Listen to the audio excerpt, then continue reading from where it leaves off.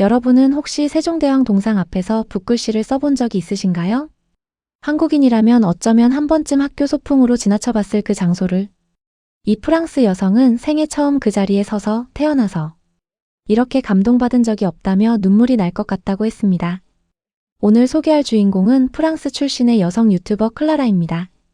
평소 K-팝과 한국 문화에 깊은 관심을 갖고 있던 그녀는 친구 사라와 함께 한국 여행 브이로그를 연재 중인데요. 화려한 편집이나 자극적인 연출 없이 그냥 걷고, 먹고, 느끼는 것을 그대로 카메라에 담아내는 스타일이라 보는 사람들도 자연스럽게 같이 걷는 기분이 드는 콘텐츠입니다. 그런 클라라가 서울 여행 나흘째, 아침 편의점 조식부터 경복궁, 세종대왕 박물관, 남산타워, 홍대 야간거리까지 하루 종일 서울을 온몸으로 체험하는 영상을 올렸는데요. 이 영상이 프랑스 현지에서 엄청난 반응을 불러일으키고 있습니다. 하루의 시작은 숙소 근처 편의점이었습니다. 클라라는 아이스 커피를 홀짝이며 카메라를 향해 활짝 웃는데요. 프랑스에서라면 아침 식사를 위해 따로 카페나 빵집을 찾아야 하는 것이 일상이지만 한국의 편의점은 즉석 커피부터 온갖 종류의 빵과 간편식까지 24시간 모두 갖춰져 있습니다. 클라라가 이날 고른 것은 바나나 우유와 치즈케이크. 유럽에서는 편의점에서 이 정도 퀄리티의 식사를 기대하기 어렵다는 것을 생각하면 클라라가 아침부터 들뜬 이유가 충분히 이해가 됩니다. 배를 채운 두 사람이 향한 곳은 광화문 광장이었습니다. 광화문역에 내리자마자 클라라는 두 눈으로 보면서도 믿기지 않는 풍경에 카메라를 꺼내 들었는데요. 클라라는 이 장소가 BTS가 넷플릭스 컴백 콘서트를 진행했던 바로 그 자리라며 남다른 감동을 드러냈습니다. 대한민국의 가장 상징적인 역사 공간인 경복궁. 정문 앞 광화문 광장에서 퍼포먼스를 선보인 것이 전 세계 음악 역사상 최초의 일이었습니다. 광화문 광장을 지나 두 사람은 세종대왕 동상 앞에 섰습니다. 클라라의 친구 사라는 세종대왕에 대해 꽤 상세한 설명을 풀어놓는데요. 한자 대신 누구나 쉽게 읽고 쓸 수 있는 한글을 창제해 가난한 백성들도 문자를 접할 수 있게 만든 왕이라는 이야기를 듣고 클라라는 그게 왜 그렇게 대단한 건지 이제 진심으로 이해가 된다는 반응을 보였습니다. 실제로 유럽에서 문자 교육이 귀족과 성직자의 전유물이었던 시대에 한국은 이미 백성을 위한 언어 민주화를 실현했다는 사실은 지금 봐도 놀라운 일이 아닐 수 없습니다. 동상 아래에는 세종대왕 박물관이 있었는데요. 무료였습니다.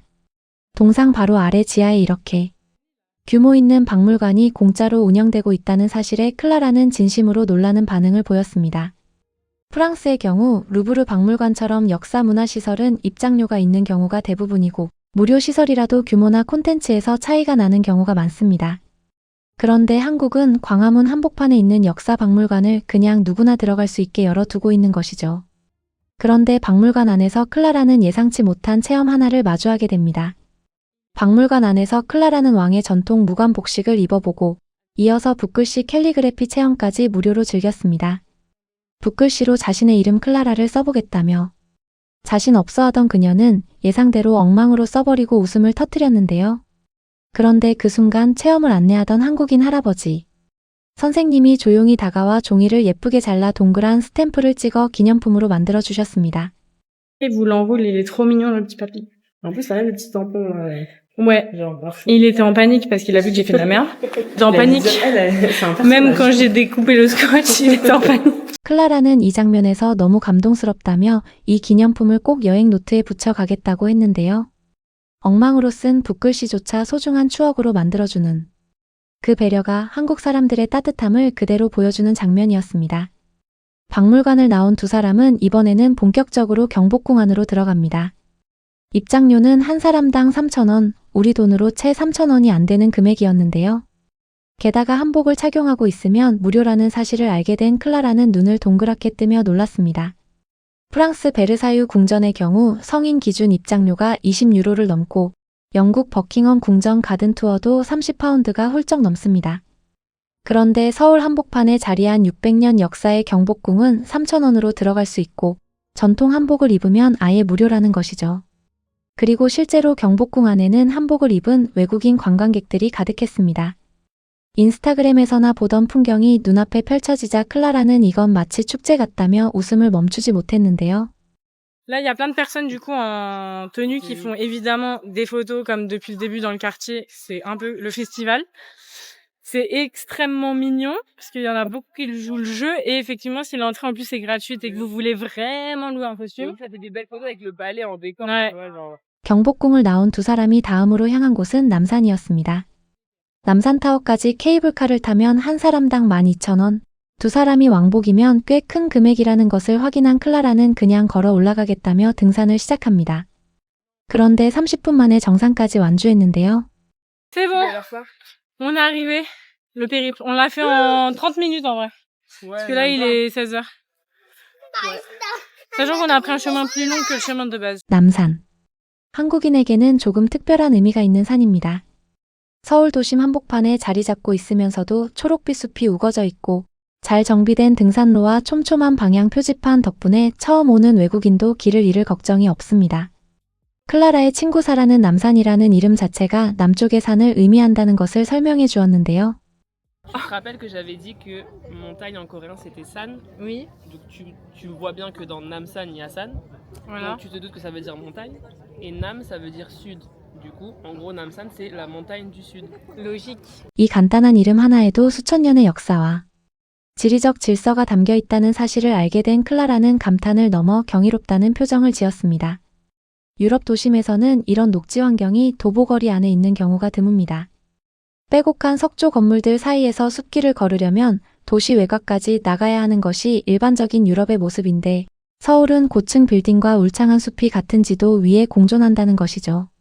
정상에서 내려온 뒤 두 사람은 남산거리에서 콘도그를 먹으며 에너지를 보충합니다.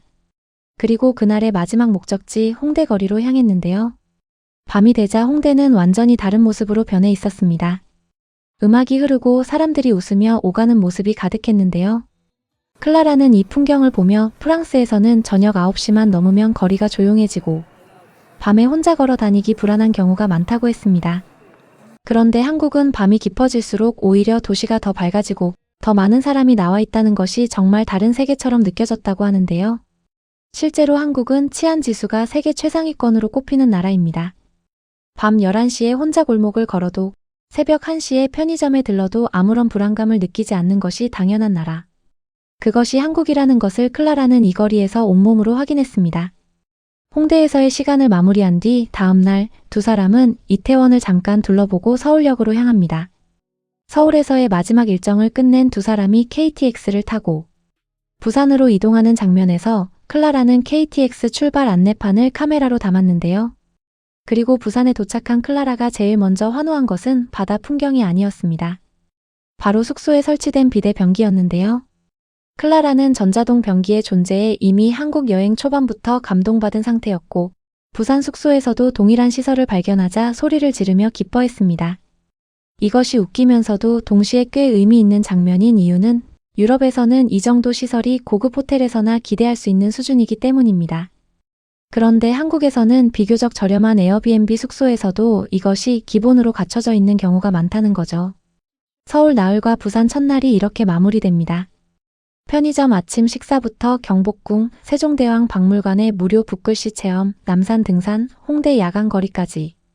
클라라가 이날 하루 경험한 것들 중 우리에게 익숙하지 않은 것은 단 하나도 없었습니다.